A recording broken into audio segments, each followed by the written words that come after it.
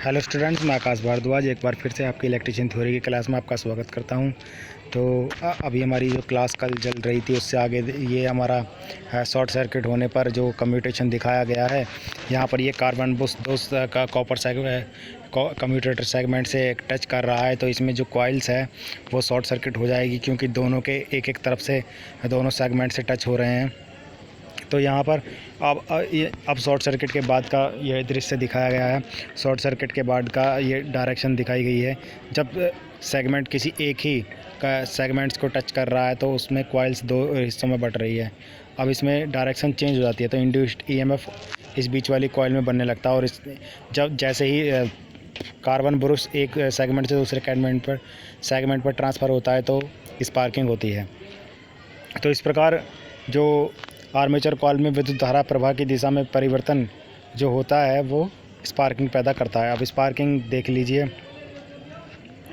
Sparking जो होती है, स्पार्किंग में चालकों में विद्युत धारा प्रवाह अकस्मात रुक जाने अथवा प्रारंभ होने की स्थिति में कुछ इलेक्ट्रॉन्स अनियंत्रित होकर वायु में कूद जाने के अपनी तीव्र गति के कारण वायु कणों से घर्षण कर चिंगारी पैदा करते हैं, जिसे स्पार्किंग कहते हैं। तो अर्थात आप समझ सकते हैं कि एक ऐसे इलेक्ट्रॉन्स जो अनियंत्रित होकर वायु में जल्दी से कूद जाएं अपनी रास्ता पूरा करने के लिए, तो वायु कणों से जो घर्षण की चिंगारी पैदा होती है वही स्पार्किंग कहलाती है।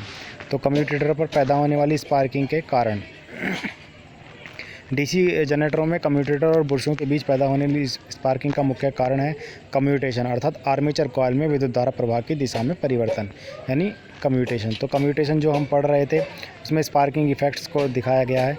तो इफ़ेक्ट्स ऑफ स्पार्किंग, ये देखिए यहाँ पर स्पार्किंग के कारण कम्यूटेटर पर कार्बन जम जाता है, उससे सेगमेंट शॉर्ट सर्किट हो जाते हैं। तो ये पहला है, स्पार्किंग के कारण कम्यूटेटर पर कार्बन जम जाता है और सेगमेंट शॉर्ट सर्किट हो जाते हैं। नंबर 2 देखिए, कम्यूटेटर की सतह इतनी खुरदरी हो जाती है कि ब्रुश उससे चिपका नहीं रहता बल्कि कूदता रहता है और इसके कारण सही मात्रा बढ़ जाती है।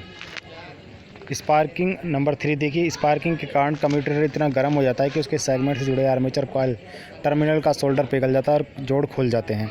तो इस प्रकार भी स्पार्किंग होने लगती है। तो स्पार्किंग का निवारण हम कैसे कर सकते हैं? तो स्पार्किंग का निवारण करने के लिए कुछ चीज़ें हमारी दी हुई हैं। उच्च प्रतिरोध वाले बुर्शों के प्रयोग से। तो पहला है उच्च प्रतिरोध वाले बुर्शों के प्रयोग से। उच्च प्रतिरोध वाले कार्बन बुर्श प्रयोग करने से कम्यूटेशन धीरे धीरे संपन्न होता है और स्पार्किंग की मात्रा घट जाती है।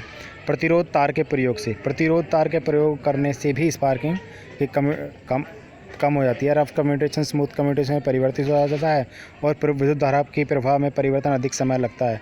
फलस्वरूप आर्मेचर कॉइल में से पैदा होने वाले स्थैतिक विद्युत वाहक बल का मान यानी उत्पन्न इंड्यूस ईएमएफ घट जाता है और स्पार्किंग भी घट जाती है।